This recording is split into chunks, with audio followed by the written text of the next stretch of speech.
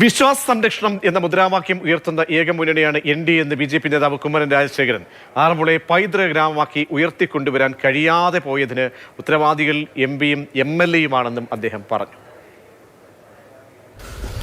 പരിസ്ഥിതി, വിശ്വാസം, രാഷ്ട്രീയം പതിറ്റാണ്ടുകളായി മലയാളിക്ക് സുപരിചിതനായ നേതാവാണ് കുമ്മനം രാജശേഖരൻ. ആറന്മുള വിമാനത്താവള വിരുദ്ധ സമരത്തിലടക്കം അദ്ദേഹത്തിന്റെ ഇടപെടൽ നമ്മൾ കണ്ടതുമാണ്. കർമ്മമണ്ഡലത്തിൽ തന്നെയാണ് ജനവിധി തേടുന്നത്. തീർച്ചയായിട്ടും എൻ്റെ കർമ്മഭൂമിയാണ്.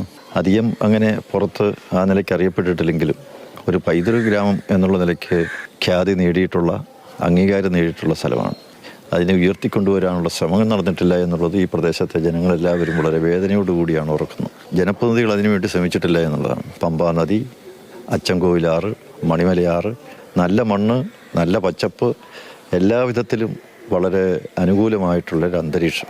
ഇതിനെ എന്തുകൊണ്ടാണ് ഭാരതത്തിൻ്റെ ടൂറിസം ഭൂപടത്തിൽ ഒരു സ്ഥാനം എന്തുകൊണ്ട് കിട്ടിയില്ല എന്നുള്ള ചോദ്യം അവശേഷിക്കുകയാണ്. വികസിത ആറന്മുള എന്ന ആ ഒരൊറ്റ ടാഗ് ലൈനിൽ എല്ലാം ഉൾക്കൊണ്ടിട്ടുണ്ട്. ഇവിടുത്തെ കൃഷി, ഇവിടുത്തെ വാണിജ്യം, വ്യാപാരം, വ്യവസായം, ആരോഗ്യം, വിദ്യാഭ്യാസം തുടങ്ങിയിട്ടുള്ള എല്ലാ മേഖലകളിലും ഒരു കുതിപ്പുണ്ടാവുക എന്നുള്ളതാണ്.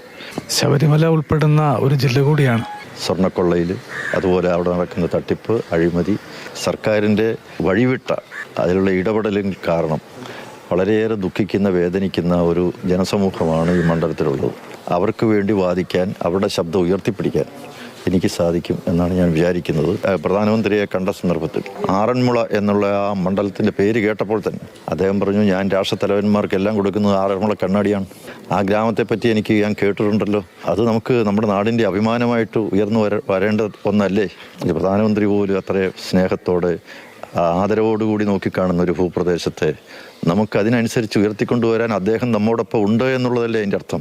അപ്പോൾ ആ പ്രതീക്ഷകൾ, ഈ നാട്ടിലെ ജനങ്ങളുടെ സ്വപ്നങ്ങൾ എല്ലാം അതിനനുസരിച്ച് ഉയർത്തിക്കൊണ്ടുവരാൻ എനിക്ക് സാധിക്കും. മരാമൺ കൺവെൻഷനും ചെറുകോൽപ്പുഴ കൺവെൻഷനും, അതുപോലെ മഞ്ഞിനിക്കര തീർത്ഥാടനവും പരുമല തീർത്ഥാടനവും, അവിടെ അതിലേക്കൊക്കെ പോകുന്ന ജനങ്ങൾ വന്ന് കൂടുന്ന ഒരു പ്രദേശമാണ്.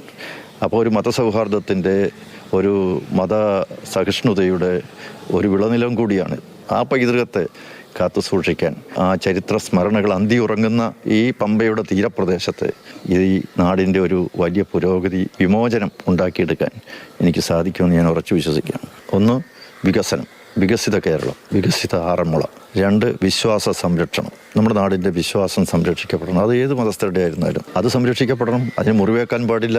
മൂന്നാമത്തെ കാര്യം, ഇവിടുത്തെ കുട്ടികൾ, ഇവിടുത്തെ യുവാക്കൾ, ഇവിടുത്തെ സ്ത്രീകൾ എല്ലാം അരക്ഷിതരാണ്. അവർക്കിന്ന് സുരക്ഷ ആവശ്യമാണ്.